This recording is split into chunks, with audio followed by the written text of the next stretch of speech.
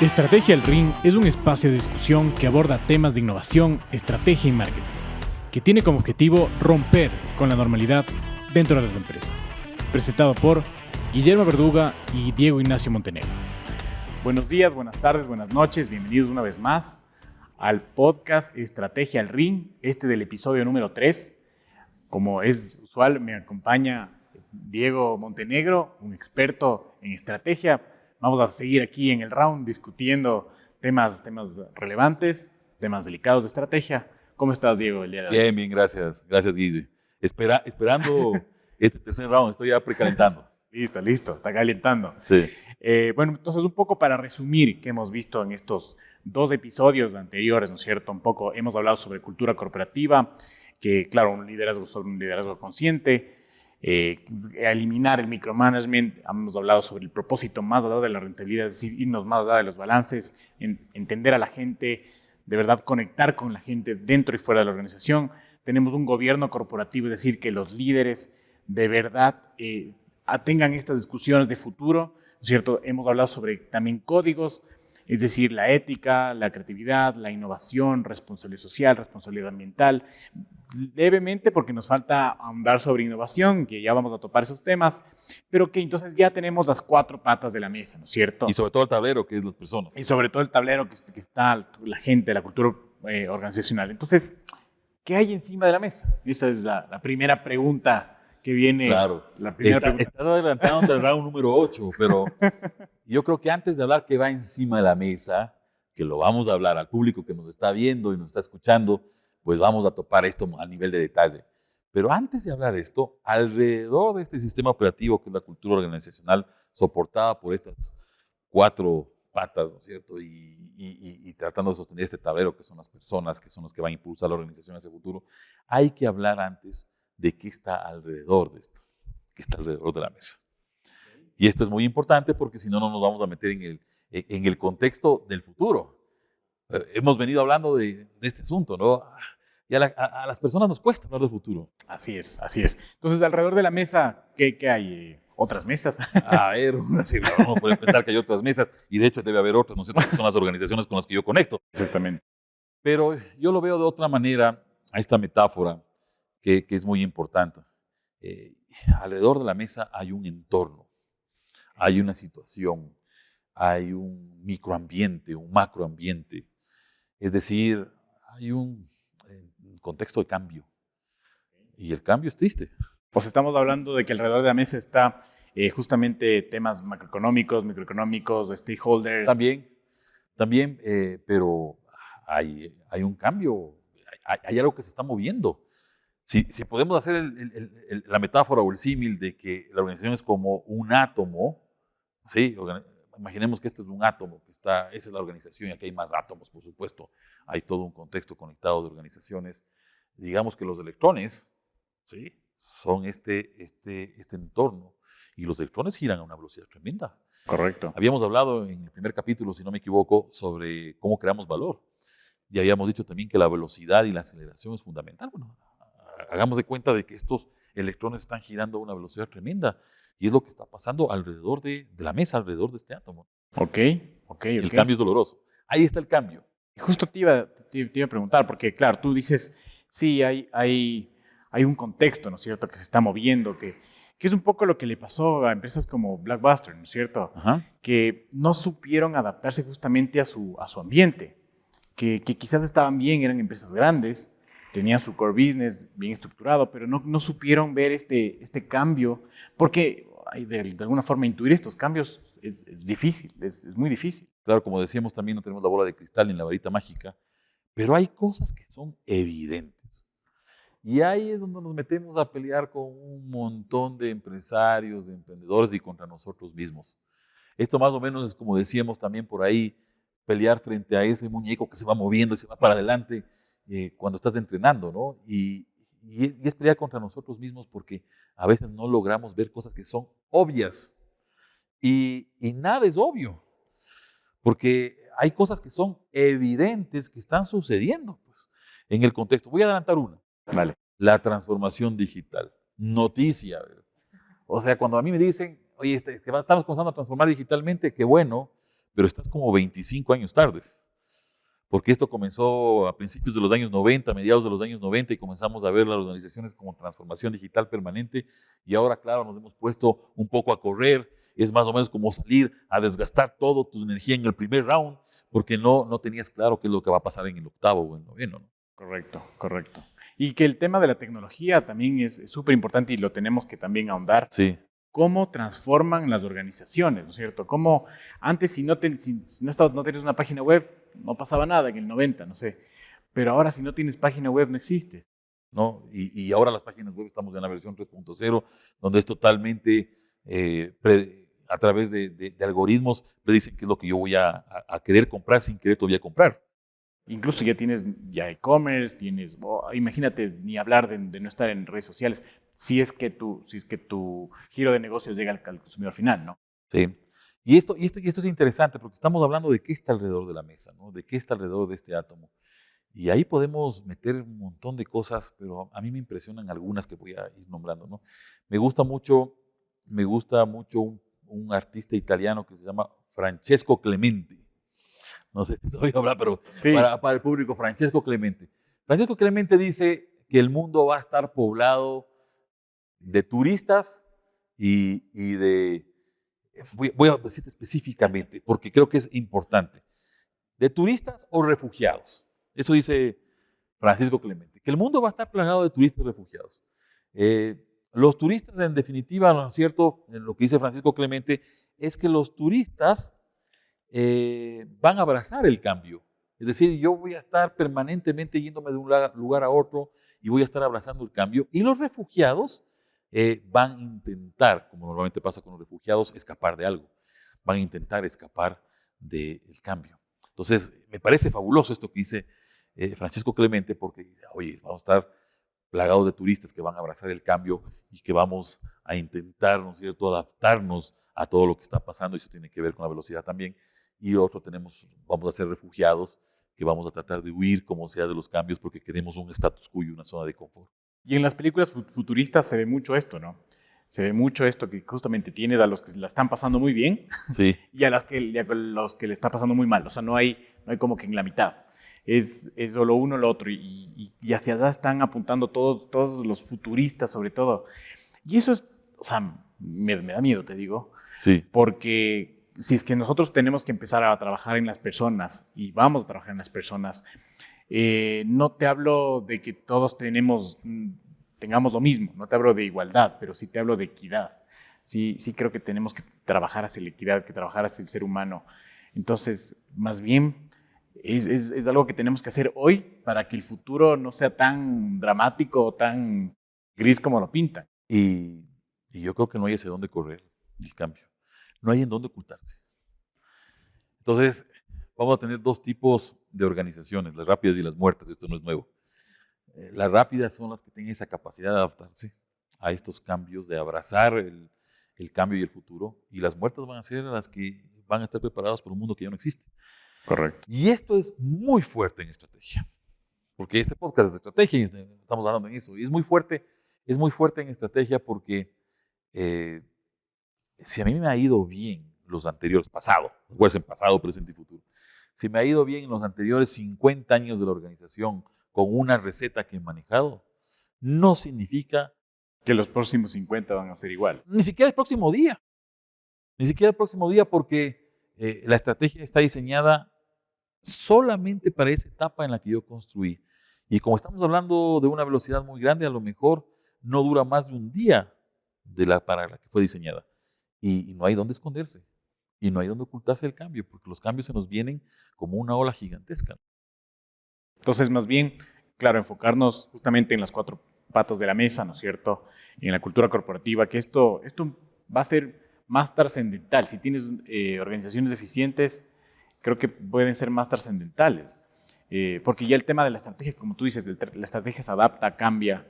Pero si es que tengo estas 4 patas bien forjadas, creo que es más fácil resistir. Por eso habíamos hablado de la cultura organizacional como el sistema operativo. Si es que yo no tengo el sistema operativo bien afinado, no funciona nada más.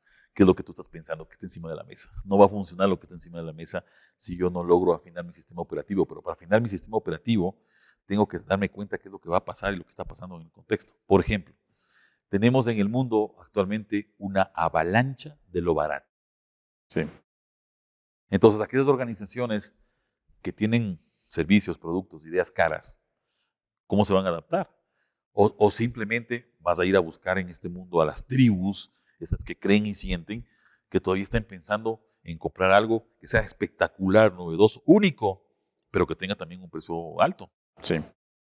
Una tendencia de estas que estábamos hablando, de eso que está alrededor de la mesa, es una avalancha de lo barato. Pensemos en la China, pensemos en la India, pensemos en Vietnam, pensemos en Tailandia, pensemos... Sí.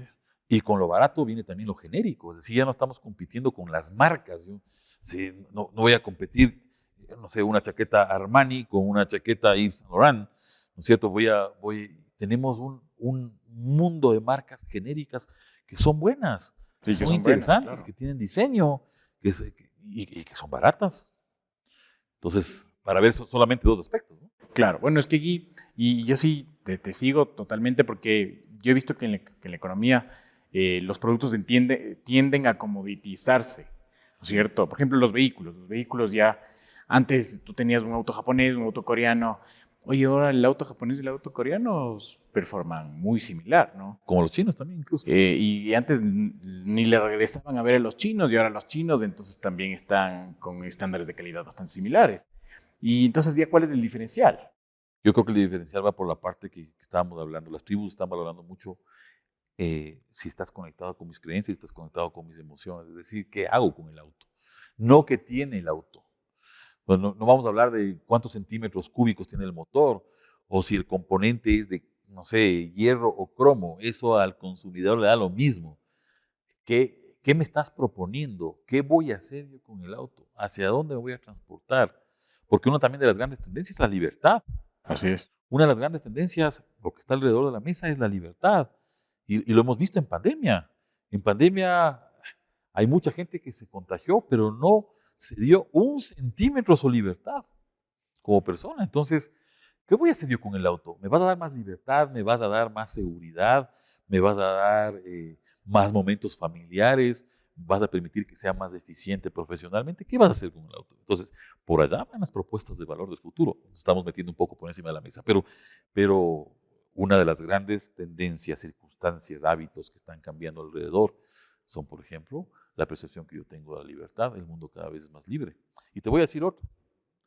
El mundo es de las mujeres. Sí, estoy de acuerdo. Estoy de acuerdo. Ahí no voy a pelear contigo. Sí. Esa es otra gran cosa. Por supuesto que todavía hay que hacer mucho por asunto de equidad de los dos sexos. Y yo creo que este es un aspecto importantísimo. Se han ganado mucho en derechos civiles, en derechos profesionales. Todavía hay una brecha que hay que cerrar y hay que estar conscientes de esa brecha. Hay una brecha salarial, profesional. Hay profesionales que, por ejemplo, las mujeres, para darte un dato, el 77% de las mujeres son las que compran online, en las plataformas de e-commerce, pero solamente ocupan un 12% de los cargos directivos en marketing o en transformación digital. O sea, hay ese tipo de rompimiento de cosas contrarias, ¿no? De paradojas importantes en este mundo. Si bien es cierto, la mujer ha ganado espacios, no todavía tenemos esa igualdad que deberíamos tener, ¿no? Por ejemplo, las mujeres que trabajan versus los hombres que trabajan, las mujeres trabajan mucho más horas que los hombres porque también tienen otras tareas adicionales que tienen que hacer, o sea, cosas de estas. Pero una de las grandes tendencias que están alrededor de este átomo, estos electrones que estamos hablando, es justamente que las mujeres, y no esto lo digo desde ahora, hace 20 años se decía que esta era la era de las mujeres. ¿Por qué? Porque simplemente ahora se utiliza más el cerebro que el músculo. Y yo también te sigo y creo que temas de machismo, por ejemplo, están cada vez menores, incluso porque el machismo estaba en la mente de las mujeres, ¿no? Y eso también está cambiando y creo que vamos bien. Pero un poco para volver a este tema y no te me vayas a escapar del ring. Entonces, necesito tomar aire en la esquina. ¿Sí? Claro, entonces, a ver, ¿qué está sobre la mesa? Porque tengo esta incógnita. O sea, ya tenemos las 4 patas, entonces ya vimos el entorno. ¿Qué hay sobre la mesa? yo voy a un poco a tomar aire y voy a regresarme a mi esquina porque te tengo que decir otras cosas que todavía están alrededor de la mesa. Hemos hablado de la era de las mujeres, hemos hablado de una avalancha de lo barato, de la transformación digital, estamos hablando también de la era de los solteros. Cada vez hay personas más solteras, entonces por lo tanto las organizaciones cuando vayan a meterse sobre lo que está encima de la mesa, que son las elecciones estratégicas, para no dejarte así. De los niños, Los niños. Hay muchos en Europa, hay cada vez más solteros. O sea, los hábitos han cambiado. Esa es otra cosa que hay que mirar en el contexto. Hay más mascotas también. Hay más mascotas. El mundo, como ya hemos dicho, es cada vez más libre. Cada vez hay más tecnología que nos invade. Y eso también está alrededor. Las cosas han cambiado también por la tecnología. Y hay, yo diría que también la forma de administrar las organizaciones han cambiado tremendamente y eso nos pone por encima de la mesa. Entonces, ¿qué está encima de la mesa? Encima de la mesa está el grupo de elecciones estratégicas que yo voy a hacer del presente al futuro. Elecciones difíciles, estratégicas, porque si yo estoy hablando de que alrededor de la mesa hay un montón de cosas, solamente para hacer un recuento así rápido y no dejar nada por fuera, tienes una avalancha de lo barato, la época de las mujeres que ya hemos dicho, cada vez hay más solteros, el mundo es de las ciudades, no tanto de los países, por eso hablamos ahora de las smart cities, estamos en la época de las plataformas del entretenimiento, pensemos en Netflix, hay competencia por todo lado, en China, en India, en todas partes. Hay una pérdida de la hegemonía de las grandes naciones, ya no estamos hablando de Estados Unidos o Europa como los grandes puntos, ahora estamos en Asia, estamos pensando en Corea, estamos pensando en Singapur. Pero bueno, México también, ¿no? México también, Brasil también. También. Ya no hay una hegemonía mundial tan fuerte como la que teníamos hace algún tiempo. El conocimiento manda. Ya hablamos de las alianzas, que las alianzas son importantísimas. Es un mundo de simplicidad. Hay mayor activismo. Estamos hablando del movimiento Me Too, estamos hablando de que las vidas de los negros también importan. Hay cada vez más activismo y estamos comenzando a pisar el metaverso. Entonces, ¿te parece poco esto que está pasando? No, es un movimiento enorme y hay que adaptarnos como organizaciones, porque como tú lo has dicho, si no te adaptas, simplemente mueres. Entonces, en ese contexto alrededor, yo debo tomar las elecciones adecuadas para el futuro. No son las elecciones que comienzan el 1 de enero, terminan el 31 de diciembre. Y no son de elecciones que dicen, sí, dale. Sí, posiblemente entre el 1 de enero y el 31 de diciembre tendré un tramo de esas grandes elecciones que he tomado, porque tampoco me puedo olvidar de la operación. ¿Sí? Pero en ese contexto, con este sistema operativo, en ese entorno tan cambiante, tan rápido, tan difícil, tan complejo que estamos viviendo, yo debo tomar las elecciones adecuadas al futuro. Y las elecciones son unos supuestos. Porque no han pasado, pues, o sea, si estamos entonces encima de la mesa hay supuestos. Yo tengo que tomar elecciones, eso es lo importante en la estrategia, pero son supuestos de fe, porque yo voy a decir, por ejemplo, para que esto quede claro para todos los que están escuchándonos y viéndonos, yo voy a decir, oye, 50 años de mi vida organizacional y empresarial, he decidido tener tiendas físicas para atender a las personas. Pero este entorno que está aquí, porque en este entorno también están otras personas, ¿no? Son mis compradores, los usuarios, los consumidores, los clientes, también están ahí dando vueltas, buscando quién es el que me puede dar una promesa más interesante.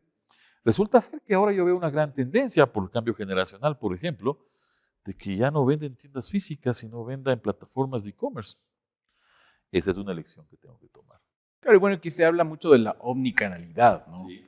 Que creo que hay que empezar por algún lado. O sea, si tú empiezas con la transformación digital primero, empiezas a entrar en canales digitales, empiezas a entender ese idioma, porque si es que es una organización muy pesada, muy tradicional, es difícil que hagas esta adaptación, porque las empresas, digamos, los emprendimientos, las pymes, en cambio, prácticamente nacen en Internet, ¿no es cierto?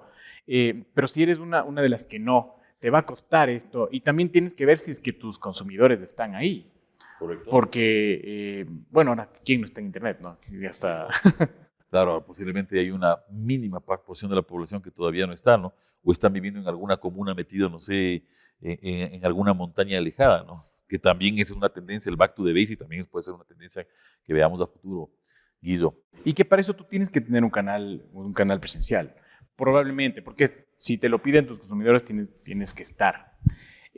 Pero claro, si no entras en una estrategia digital, si no entras a hacer esta transformación, si no eres consciente o consistente con tu ambiente, ¿no es cierto? Entonces vas a tener problemas y va a llegar otra empresa competidora y te va a ganar. Pero es que a veces, imagínate, muchas empresas no tienen planeación estratégica, no tienen CDAs, no tienen no tienen las cuatro patas de la mesa, ¿no es cierto? Y es un poco lo que hay que empezar a hacer. A construir. A construir. Hay que empezar ya. Yo creo que el indicador más fuerte de eso no es ver el balance tablas, sino yo creo que quizás es el crecimiento. Y ojalá exponencial, ¿no?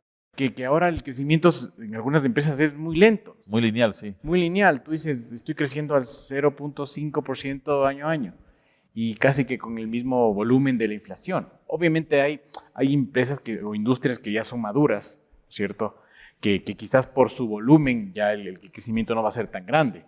Pero debe haber giros de negocio dentro de estas empresas que un poco empiecen a desafiar y empiecen a entrar en otros. Y la palabra clave que tú lo acabas de decir es desafío. Bueno, ¿cómo voy a desafiar yo mismo para tomar estas elecciones, supuestos de fe, estas hipótesis hacia el futuro, del presente al futuro, y ser capaz de destruir el status quo? O sea, yo no me imagino a una organización que tenga 200 puntos de venta físicos, que de repente diga, oye, si seguimos creciendo en puntos de venta físicos, vamos a hipotecar nuestro futuro porque nuestros clientes ya están en online. Es una decisión dificilísima. Dificilísima. Y como es tan difícil, prefiero, ¿no es cierto?, esconderme, como habíamos dicho, o quedarme hacia atrás. No la tomo, no la converso. Y a lo mejor es una lección que, conectada con otras, por supuesto, me dé una nueva forma de pensamiento estratégico. Eso es lo que está sobre la mesa. Y quise hablar mucho de charlas estratégicas, o sea, de charlas dentro de la organización, de topar donde duele, de justamente, porque cuando empiezas a hablar un tema, no, eso no hablemos ahorita. Y sí, quizás desde ahí. Y va con la lentitud otra vez, o sea, esa lentitud de reacción que tenemos, porque sabemos, esto es claro. Yo sé que hay una persona que no me conviene en la vida, lo sé desde el primer minuto. Pero como a lo mejor tiene un buen empaque, a lo mejor es atractiva y todo, evito tomar la decisión porque yo sé que va a ser mal en mi vida. Pero desde el primer minuto sé que me va a hacer mal, pero un poco retraso la toma de decisiones. Lo mismo pasa en las organizaciones. Pasa exactamente igual, Guille, porque yo sé que necesito entrar a una plataforma de e-commerce. Así es. Y sigo retrasando porque, claro, hay un lastre que se llaman 200 puntos de venta. Vamos a otra lección. Yo sé que tengo que cambiar a lo mejor la tribu o el segmento, si vamos a lo tradicional, la tribu o el segmento que tengo que atender. Sé que hay más oportunidades porque en esta vida a los que trabajamos en empresas nos contratan para dos cosas, para solucionar problemas y para aprovechar oportunidades, punto. Eso se llama desafío. El desafío que tenemos los profesionales. Y a lo mejor yo estoy viendo que el desafío del futuro de la organización no está en el segmento que estoy atendiendo, o ese segmento cada vez es más pequeño. Sí. Y justo ahorita que tú mencionas esto, se me viene a la mente, por ejemplo, Harley Davidson, sí, que tienes las motos grandes, ¿no es cierto? Y que el cliente, el consumidor de Harley Davidson es un personaje completo, ¿no es cierto? Y que quizás el futuro de Harley Davidson no sea ir por donde están sus clientes ahora, porque está evolucionando. Ahora ya vemos motos eléctricas, sí, ¿no es cierto? Vemos motos quizás más ligeras, vemos otras cosas. Entonces, ¿a dónde? De hecho, le ha costado a Harley Davidson hacer esta transformación, ¿no? Hace poco dejó el CEO la compañía justamente porque no logró conectar con esa nueva generación. Las nuevas generaciones quieren otras cosas. Volvemos a lo que está alrededor de la mesa, donde entendemos las circunstancias, hábitos o cambios que están pasando y sucede que no estamos percibiendo. Fíjate tú, es una apuesta. Ninguna apuesta en esta vida, lo que está sobre la mesa, ninguna apuesta en esta vida se va a lograr si yo no tomo riesgos. Correcto. Si yo quiero continuar como estoy, hay dos salidas. Que cada vez vaya haciéndome más pequeño o cada vez vaya haciéndome más común. Que es el no hacer nada. O no. Es el no hacer nada. Es el no hacer nada. Yo puedo tomar la decisión de no hacer nada, o comenzar a visualizar estas elecciones que yo tengo que tomar de futuro, estos supuestos, cambiar el segmento hacia una tribu, donde se enfoque más por las emociones. Lo que dijimos de los canales online, entrar en proceso de transformación digital. Entonces hay elecciones que me hacen más atractivo hacia el mercado, más sexy, ¿sí? Que son las decisiones, por ejemplo, del canal donde voy a estar, ¿no es cierto? O la tribu que voy a atender, o la forma en que me voy a relacionar con los clientes. Y hay elecciones hacia adentro de la organización que me hacen más factible de que mi propuesta de valor sea la correcta.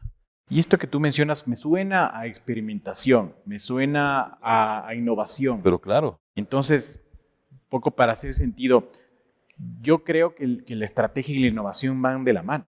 Son hermanos gemelos siameses. No pueden separarse porque simplemente no estás hablando en el mismo idioma. ¿Cómo puedo yo hacer estrategia? Y aquí hay un montón de confusiones en las organizaciones, ¿no? Cuando te dicen, estoy haciendo mi plan estratégico. Plan estratégico es un término de hace 50 años, ¿no? Estoy haciendo mi plan estratégico. Cuéntame tu plan estratégico. Sí, voy a hacer una mejora al empaque. Eso no es hacer estrategia. Hacer estrategia es tomar elecciones futuras, ¿sí? Difíciles, porque si son elecciones fáciles, creo que no va por ahí. Absolutamente, riesgosas, que me permitan generar un cambio para crecer y apuntar, por supuesto, a mi propósito, que es una pata de las mesas. Y tú acabas de tomar un tema interesantísimo, que es el asunto de estrategia e innovación juntas. Por supuesto, porque habíamos dicho que una de las patas de la mesa de este conjunto de códigos es la innovación. Pero la innovación entendida como ADN. Yo necesito que el ADN de innovación esté compartido por todos los que estamos dentro de la organización. Y eso es parte de la cultura. Eso es parte de la cultura. Eso es parte de la cultura. No es un plancito o una área funcional de estas que nos encanta poner, ¿no es cierto? O un profesional que se encargue que sea el director de innovación. El jefe de I+D. El jefe de I+D. Y ese es el responsable. Sí, ese es el responsable de todas las cosas que pasan, ¿no es cierto? Y a veces dejamos esto incluso en el departamento de tecnología. O sea, hay una confusión tremenda. Entonces, no es comenzar con esto el 1 de enero y terminar el 31 de diciembre y hacer un maquillaje. Es transversal. Es un cambio profundo, a lo mejor en uno o en varios aspectos de lo que yo quiero obtener hacia el futuro. Yo puedo cambiar a lo mejor mi tribu de clientes, mi segmento, para que se entienda bien esto, ¿no? O puedo entender que voy a hacer un mix entre tiendas físicas y tiendas online, y hacia adentro en la factibilidad voy a meter mucho marketing, o voy a plantearme tener un talento humano superior, que también es parte de la cultura, o voy a plantearme meter tecnologías y plataformas, o voy a aliarme con alguien.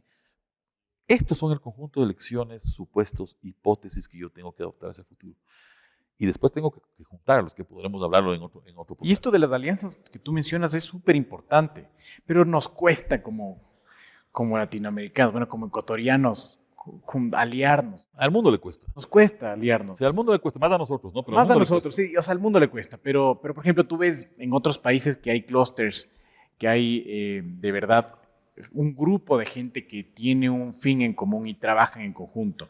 El clúster cafetero, por ejemplo, en Colombia, es el clúster maderero en Suecia. Tienes un montón de clústeres en el mundo y son justamente los que llevan el desarrollo de sus naciones. Y a nosotros, ¿por qué nos cuesta tanto? O sea, ¿qué paradigma tenemos que romper? A ver, puede haber varios puntos. No quiero ser injusto con nadie, ¿no? Pero esto es como irme hacia atrás en el ring y tomar un poco de aire. Porque creo que en el país hay gente que insiste mucho en esto y que es gente fabulosa, que está viendo ese futuro, que cree que deberíamos ser más competitivos de otra forma a la que habitualmente... Que no sea solo el precio. Que no solo sea el precio o tratar de bajar costos por todos lados o botar al talento humano importante, ¿no? Así es. Que eso pasa. Eso pasa. Lo vimos en pandemia, no hemos aprendido mucho y lo seguimos viviendo. Yo creo que las alianzas son tan críticas, una lección de esto que está sobre la mesa, tan crítica, tan importante, que yo siempre me atrevo a ponerles un apellido y digo que son alianzas impías. O sea, y creo que no nos logramos aliar incluso con nuestros competidores, incluso con aquellos en el mercado que no nos gustan. No queremos explorar posiblemente, no sé, a distribuidores en otro país que son importantes porque a lo mejor son de una raza que no es la mía. O sea, yo tengo que aliarme impíamente y a veces no lo vemos porque tenemos un paradigma mental que es que me van a comer. que se van a llevar. Entonces es más o menos el paradigma del emprendedor. No te digo mi idea porque me vas a copiar, ¿no? Le pasas el teléfono que ponga en Google y salen 35 millones de entradas de la idea.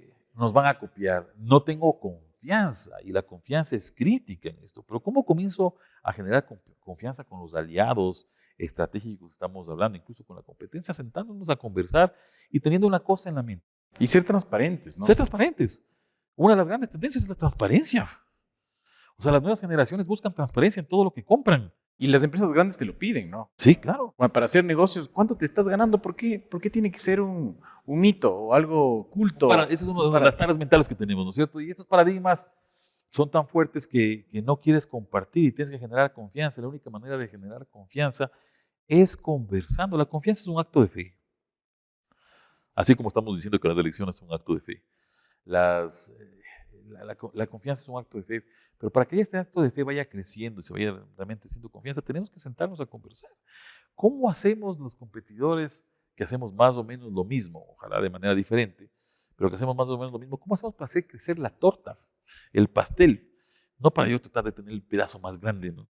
Pero es que eso pasa, por ejemplo, digamos, yo he participado de una asociación, no te voy a decir cuál, pero empieza todo el mundo a decir sus cifras y no son cifras verdaderas, no son cifras Todo es maquillaje. reales, todo es maquillaje, porque claro, tú dices, si te doy mi cifra real, entonces, ¿qué me puedes hacer? Mañana me vas a bajar el precio, mañana me vas a querer destruir, y es por eso, porque la competencia, bueno, no sé si existe, o sea, debería existir la competencia leal, ¿no es cierto? Pero no existe. Entonces, es una competencia muy desleal, es muy de vamos al precio de, entonces, pongámonos al lado Pero es de... por eso, porque estamos haciendo todo lo mismo. Claro. Todos somos un Me Too, que no es del movimiento Así de es. las mujeres. ¿Sí? Todos somos un Me Too. Entonces, claro, ¿por qué tengo desconfianza? Porque todos hacemos lo mismo. La hamburguesa es la hamburguesa. Todos hacemos exactamente lo mismo. Entonces, como no hay una real atractividad hacia el mercado, como no soy sexy, como no tengo una propuesta que sea diferencial, como no tengo algo que sea realmente atractivo, todos estamos en el mismo océano rojo, ¿no? Esta es una teoría estratégica, el océano rojo, de océanos azules. Como todos estamos en el mismo océano rojo, claro, ¿cómo va a tener desconfianza, no? Porque si me baja 5 centavos el precio, yo tengo que bajar 10, ¿no? Y es porque no estamos pensando en esas elecciones que me hagan distinto, que me hagan que la gente diga, oye, este sí tiene una cosa que es diferente. Entonces, por eso no generamos confianza. La respuesta está en lo que acabas de decir. Sí, tienes toda la razón, tienes toda la razón. O sea, ir enfocando nuestro negocio hacia un verdadero diferencial. Que muchos decían antes del servicio. Sí. Ah, no, le doy un mejor servicio y eso es todo. Depende de qué servicio. Depende de qué servicio. Y va más allá. Va más allá. Esa es una lección. Es una lección. O sea, ¿cómo voy a dar servicio? ¿Va a ser servicio automatizado? ¿Va a ser robotizado? ¿Va a ser experiencia? ¿Voy a tratar de fidelizarte? O sea, son todas estas cosas que podemos hablar en otro... Y tú a veces dices, pero ¿y el mercado lo paga? Porque esa también es otra pregunta. Y sí, o sea, quizás aquí tenemos un mercado muy chiquito. Pero es que hay que pensar hacia afuera. Ese es un punto como para hablarlo largo en próximos episodios, porque... Ya no hay barreras. Ya no. O sea, ahorita tenemos todavía un problema logístico que solucionar, importaciones y exportaciones de aquí. Sí. Ojalá lo vayamos solucionando. Pero, por ejemplo, yo he visto en Venezuela, que en la situación en la que está, los envíos Venezuela a Estados Unidos fluyen de una manera impresionante. Y eso te da cabida que justamente tú puedes hacer importaciones, te puedas mover, puedes exportar, puedes vender. Y por eso un poco hemos visto una falsa estabilidad económica en Venezuela últimamente. Pero y aquí nos falta justamente eso, o sea, ese flujo de mercadería, el poder traer... Olvídate de las mercaderías, que es importante lo que acabas de decir, yo totalmente de acuerdo. Sí, y servicios, exportar servicios, exportar experiencias, exportar un montón de cosas. Digitales en la época de lo digital. No podemos pensar en hacer un modelo estratégico fuerte, que es lo que hemos discutido el día de hoy. Sí, es que yo creo que mi mercado está entre la calle 1 y la calle 3, y entre la calle 10 y la calle 12. Pues. Si hay una cosa que hay que odiar, aparte de la burocracia, si hay una cosa que hay que odiar, son los nichos. Porque los nichos a lo mejor me dan margen, pero no tienen algo fundamental que es el volumen.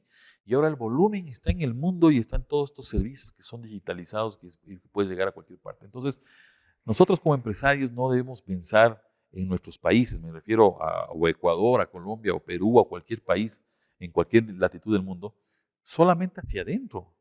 Tenemos que pensar que desde el país en el que estemos, mirar todo el resto del universo, del mundo que existe, ¿no? Correcto, correcto. Muy bien, muchísimas gracias, Todavía Diego. hay temas para hablar por encima de la mesa. Guille. Que para este episodio vamos a concluir, ¿no es cierto? Me ha encantado el episodio de hoy, de verdad muy interesante. Un poco para resumir, tenemos la mesa, ¿no es cierto?, con cultura corporativa, tenemos el entorno, Sí. que hay que estar súper pendiente del entorno, porque eso nos va a ayudar a justamente lo que está encima de la mesa, que son estas Elecciones. estas elecciones difíciles, ¿no es cierto? Modelar. Y claro, con esto un poco construir hacia ser competitivos, hacia mejorar el dinamismo empresarial, que es justamente los indicadores que vimos en el episodio 1, y ser más competitivos como empresa, como sociedad y como país. Creo que hacia allá tenemos que ver. Sí, yo te agradezco mucho porque cada vez se pone esto más interesante y posiblemente cuando sigamos hablando, pues está encima de la mesa y hablemos ya específicamente de ciertas decisiones, de elecciones o supuestos futuros, por ejemplo, los de innovación o los de tecnología, pues ahí tendremos mucho para hablar. Pero antes de despedirnos, yo quería recomendarles, como lo hice en el capítulo anterior, este libro que se llama Reset and Reload. Reset and Reload. Es de Javier Rovira. Esto, reset es como resetear, reload como recargarlo. Pero yo lo veo más o menos como desaprender y reinventarse. Desaprender, qué bonita palabra. Reset y reload, si quieren, esto es un tema mío, pero es como desaprender y reinventarse.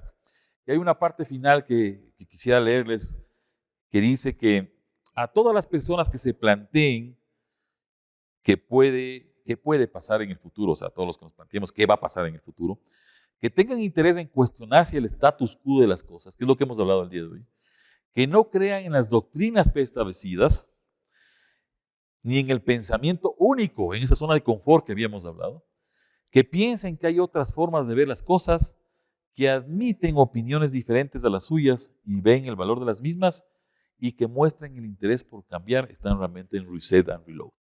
Muy bueno, muy buen O sea, me parece interesante, este es el prólogo de este libro, que es muy bueno, es de hace, no sé, algunos años atrás, pero es muy interesante y muy aplicable a lo que estamos hablando ahora. Entonces, hay que destruir el status quo, hay que salirnos de la zona de confort y hay que pensar en qué más tengo que hacer con estas elecciones para modelar ese futuro que tú dijiste. Chéverísimo. Te agradezco mucho, les agradezco a todos y nos vemos en un próximo episodio.